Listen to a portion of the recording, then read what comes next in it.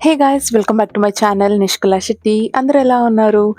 నేను ఈ వ్లాగ్ ఎందుకు చేస్తున్నా అంటే, ఇప్పుడు 1 ఆర్ 2 మంత్స్‌లో నా 2 ఇయర్స్ అయిపోతదనమాట న్యూజిలాండ్‌కొచ్చి. టైం చాలా తొందరగా అయిపోయింది.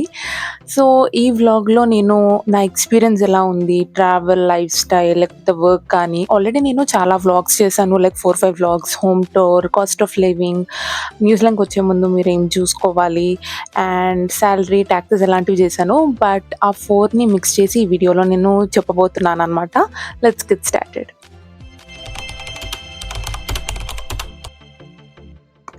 ఓకే. ఫస్ట్ నా వర్క్ ఎక్స్‌పీరియన్స్ నుంచి స్టార్ట్ చేద్దాము. ఆహ్, మీకు తెలుసో తెలీదో నేను మాంటెసరీ టీచర్ అనమాట. నేను ఇండియాలో నా మాంటెసరీ డిప్లొమా కంప్లీట్ చేశాను. నా డిగ్రీ చేశాను అనమాట. BSc electronics and computer science చేసిన తర్వాత డిప్లొమా మాంటెసరీ ఏఎంఐ డిప్లొమా చేశాను హైదరాబాద్‌లో. సో, అక్కడ 2 ఇయర్స్ వర్క్ చేశాను బ్లూ బ్లాక్స్ మాంటెసరీ స్కూల్‌లో. దాని తర్వాత నాకు న్యూజిలాండ్‌లో ఆపర్చునిటీ వచ్చింది. అందుకోసం ఇక్కడికొచ్చాననమాట. This is my background. ఇంకా సో, ఇదేంటి అనంటే నేను చేసిన డిప్లొమా ఆహ్, ఇంటర్నేషనల్ వ్యాలిడ్ అంటే ఏ కంట్రీకైనా వెళ్ళొచ్చు. సో, నేను ఇక్కడ డిస్క్రిప్షన్‌లో మెన్షన్ చేస్తాను. ఆ వీడియోలో మీకు మెన్షన్ చేశాననమాట. మాంటిసరీ అంటే ఏంటి? దాంట్లో ఆపర్చునిటీస్ మీకెలా ఉంటాయి? ఆహ్, how did I get my job అని కూడా ఒక వీడియో చేశాను. అది కూడా నేను డిస్క్రిప్షన్‌లో మెన్షన్ చేస్తాను. ఒకసారి అది చూసేయండి. And to be honest Australia ఇంకా న్యూజిలాండ్‌లో ఎక్కువ ఈసీఈ ఫాలో అవుతారనమాట. మన ఇండియాలో మాంటిసరీ స్కూల్స్ ఉంటాయి. బట్ ఈసీఈ ఎక్కువుండవు. బట్ న్యూజిలాండ్ ఇంకా ఆస్ట్రేలియాలో ఎలా అంటే ఈసీఈ అంటే ఎర్లీ చైల్డ్‌హుడ్ ఎడ్యుకేషన్ అనమాట. ఇక్కడ ఆ ఫిలాసఫీని ఎక్కువ యూజ్ చేస్తారు. కానీ మాంటిసరీ స్కూల్స్ కూడా ఉన్నాయి. బట్ చాలా తక్కువ అనమాట. నేను దాని బేస్డ్ మీద వచ్చాను. ఈవెన్ దో నేను మాంటిసరీ టీచర్ లాగా వర్క్ చేస్తున్నా, ఈ స్కూల్స్‌లో ఏమవుతాయంటే ప్యూర్ అథెంటిక్ మాంటిసరీ ఉండవనమాట. ఈసీఈ, మాంటిసరీ 2 మిక్స్ చేసి ఉంటాయి. కాబట్టి నేను కొంచెం అడ్జస్ట్ కాలేకపోయాను. But that's fine. సో, ఒకవేళ మీకు అలా ఇష్టం ఉంటే కూడా వర్క్ చేయొచ్చు.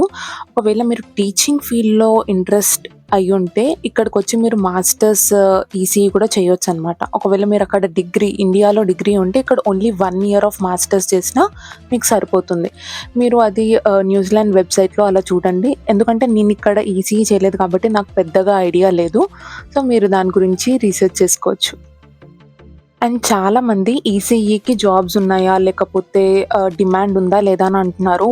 ఒకవేళ మీరు న్యూజిలాండ్ క్వాలిఫైడ్ అయ్యుంటే ఈసీఈ ఎర్లీ చైల్డ్‌హుడ్ ఎడ్యుకేషన్ ఇక్కడ మీరు చేసి మీకు సర్టిఫికేట్ వచ్చింది అనంటే మీకు ఈజీగా జాబ్స్ దొరుకుతాయి. ఎందుకంటే ఇక్కడ డిమాండ్ చాలా ఉంది ఈసీఈ వాళ్ళకి. సో, ఇంకా ఒకవేళ 2 ఇయర్స్ అలా వర్క్ చేస్తే మీకు పీఆర్ కూడా వచ్చేస్తదనమాట. అంత డిమాండ్ ఉంది. అండ్ ఇక్కడ టీచర్స్ కూడా చాలా తక్కువున్నారు. సో, ఒకవేళ మీరు మాస్టర్ చేయాలి అనుకోని, లేకపోతే టీచర్ లాగా చేయాలనుకుంటే, ఒకసారి ఈసీఈ గురించి రీసెర్చ్ చేసి మీరు ఆహ్, అది చేయొచ్చు. ఇప్పుడు లైఫ్ స్టైల్ చేంజెస్ గురించి మాట్లాడుకుందాం. సో, లైఫ్ స్టైల్ చేంజ్ అవుతుందా అంటే అవుతుంది. ఎందుకంటే ఇక్కడ వర్క్ షెడ్యూల్ అవన్నీ డిఫరెంట్ ఉంటాయి కాబట్టి కొంచెం డిఫరెంట్‌గా ఉంటుంది. ఈవెన్ ఫుడ్ అవన్నీ డిఫరెంట్‌గా ఉంటాయి. ఫ్రోజెన్ ఫుడ్ అలా తినాల్సొస్తుంది. అండ్ మిల్క్ కూడా క్యాన్డ్ మిల్క్‌లో తాగాల్సొస్తుంది. కౌ మిల్క్ దొరుకుతాయి ఇక్కడ. సో, అలాంటి డిఫరెంట్ డిఫరెంట్ చాలా చేంజెస్ అయితే ఉంటాయి. అండ్ ఇండియాలో ఉన్నప్పుడైతే నేను రోజు బ్రేక్‌ఫాస్ట్ అంటే కడుపు నిండా తినేదాన్ననమాట. అంటే మన దగ్గర ఉప్మా, దోస, పూరి అలాంటివి ఉంటాయి గదా! బ్రేక్‌ఫాస్ట్ అంటే. ఇక్కడ బ్రేక్‌ఫాస్ట్ ముందు స్టార్టింగ్‌లో అయితే మంచిగా తిని అన్నీ ఓపికగా చేసుకునేదాన్ని. బట్ స్లోగా జస్ట్ అబ్బా! శాండ్‌విచ్‌కి కడుపెలా నిండుతదబ్బా! అని అనుకునేదాన్ని. బట్ ఇప్పుడు నేను గూడా అదే తింటున్నా అనమాట. బనానా శాండ్‌విచ్ కానీ, లేకపోతే చాకోస్, మైలో అలా ఉంటాయి గదా! అలా. సో, ఒక 10, 15 మినిట్స్‌లో బ్రేక్‌ఫాస్ట్ కంప్లీట్ చేసేటట్టు ఉంటేనే అవుతదనమాట. అలా అలవాటయిపోయింది. సో, అలా డిఫరెంట్ లైఫ్ స్టైల్ అయితే చేంజ్ అవుతాయి. అండ్ ఒకవేళ మీరు ఇక్కడికి కొత్తగా వస్తున్నట్టయితే ట్రాన్స్‌పోర్టేషన్ గురించి కావాలి అనంటే మీరొచ్చిన వెంటనే కార్ లైసెన్స్ అవన్నీ చాలా టైం పడతదనమాట. మీకు డ్రైవింగ్ వచ్చి ఉండి ఇండియన్ లైసెన్స్ ఉంటే ఈజీ అవుతుందిక్కడ. బట్ మీరు ఇక్కడే నేర్చుకొని లైసెన్స్ తీసుకోవాలంటే అదొక పెద్ద ప్రాసెస్ అనమాట. సో, పబ్లిక్ ట్రాన్స్‌పోర్ట్ యూజ్ చేయడం బెటర్. నేను కూడా 2 ఇయర్స్ నుంచి పబ్లిక్ ట్రాన్స్‌పోర్టే యూజ్ చేస్తున్నాను. లేకపోతే ఫ్రెండ్స్ అలా ఇక్కడ చాలా మంచిగా హెల్ప్ చేస్తారు. సో, ఫ్రెండ్స్ అండ్ ఫ్యామిలీ వాళ్ళు పిక్ చేసుకొని డ్రాప్ చేస్తారు. కానీ మీకు బస్, ఆహ్, ట్రైన్ ఇంకా ఊబర్ కూడా ఉంటుంది. సో ఈ 3 ఆప్షన్స్ మీరు యూజ్ చేసుకోవచ్చు. నెక్స్ట్ ఇప్పుడు మనం మాట్లాడబోయేది ట్రావెల్ డైరీస్. ఇక్కడ న్యూజిలాండ్ అంటేనే చాలా బ్యూటిఫుల్ ప్లేస్. ఇక్కడ గాలి కూడా చాలా ప్యూర్‌గా ఉంటదనమాట ఎయిర్. ఇండియా నుంచి వచ్చిన వెంటనే మీకప్పుడే అర్థమవుతది. ఆ ఎయిర్ డిఫరెన్స్, పొల్యూషన్ ఉండదు ఇక్కడ. అంత ప్యూర్‌గా ఉంటది. ఇంకా నేను ఉండేది ఆక్లాండ్‌లో. చాలామంది చెప్పేవాళ్ళు ఇంకా ఆక్లాండే పొల్యూటెడ్ ఉంటది న్యూజిలాండ్‌లో వేరే ప్లేసెస్ కన్నా అని అన్నారు. అంటే అర్థం చేసుకోండి ఎంత పీస్‌ఫుల్‌గా, ఎంత బావుంటదో. అండ్ లొకేషన్స్ కానీ, హైక్స్ కానీ న్యూజిలాండ్‌లో చాలా బావుంటాయనమాట. వర్క్ పక్కకు పెడితే నాకు న్యూజిలాండ్‌లో ఎక్కువగా నచ్చిందంటే ట్రావెల్ చేయడం. అసలు నాకు ట్రావెలింగ్ అనేది అంత ఇష్టం లేకుండే అనమాట ఇండియాలో ఉన్నప్పుడు. బట్ ఇక్కడికొచ్చినాక అదొక అబ్సెషన్ లాగా అయిపోయింది. ఒక వీకెండ్ కానీ, ఎప్పుడైనా రోజు ట్రావెల్ చేయమన్నా కూడా నేను ట్రావెల్ చేస్తా అనమాట. అంత అబ్సెస్ అయిపోయాను. సో ఒకవేళ మీరు న్యూజిలాండ్‌లో ప్లేసెస్ చూడాలి అనంటే జస్ట్ మీరు ఒకవేళ మీరు న్యూజిలాండ్‌కి రావడమే అవసరం లేదు. మీరు హాలిడేకి కూడా రావచ్చనమాట. సౌత్ ఐర్లాండ్ గానీ, నార్త్ ఐర్లాండ్ గానీ 2 బావుంటాయి. నేనింకా సౌత్ ఐర్లాండ్‌కెళ్ళలేదు. But New Zealand is a very beautiful place for travel destinations. నేను ఫరెవర్ గుర్తుపెట్టుకుంటాను. అందుకోసమే నా యూట్యూబ్ జర్నీ కూడా స్టార్ట్ చేసిన దానికే. ఎప్పటికీ గుర్తుండాలి అన్ని ప్లేసెస్ అని చెప్పి మినీ వ్లాగ్స్ అవన్నీ నేను అప్లోడ్ చేస్తున్నాననమాట. తర్వాత ఇప్పుడు నేను లాస్ట్ ఇయర్ వెళ్ళినటివే నేను ఇప్పుడు చూసుకుంటే ఓహ్! నేను ఈ ప్లేస్‌కెళ్ళానా అని గుర్తుకొస్తుంది. ఇప్పుడు కల్చర్ గురించి మాట్లాడుకుందాము. ఆక్లాండ్ అనేది చాలా డిఫరెంట్ కల్చర్స్ నుంచి వస్తారు. డిఫరెంట్ నేషనాలిటీ పీపుల్ ఉంటారనమాట.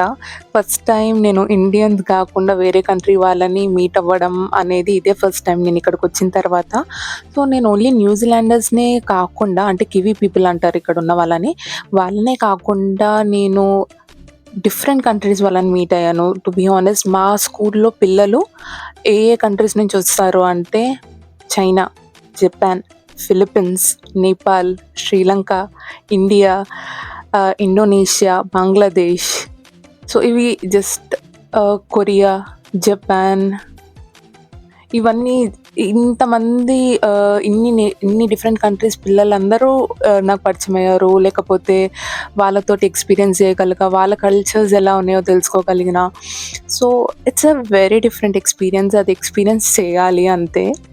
నెక్స్ట్ వచ్చేసి బీయింగ్ ఇండిపెండెంట్ అండ్ కాన్ఫిడెంట్. నేను ఇక్కడికొచ్చిన తర్వాత మోర్ ఇండిపెండెంట్‌గా అనిపించింది అండ్ కాన్ఫిడెంట్‌గా అయ్యానేమో అని అనిపించింది. నాలో నాకే అది తెలుస్తుందనమాట.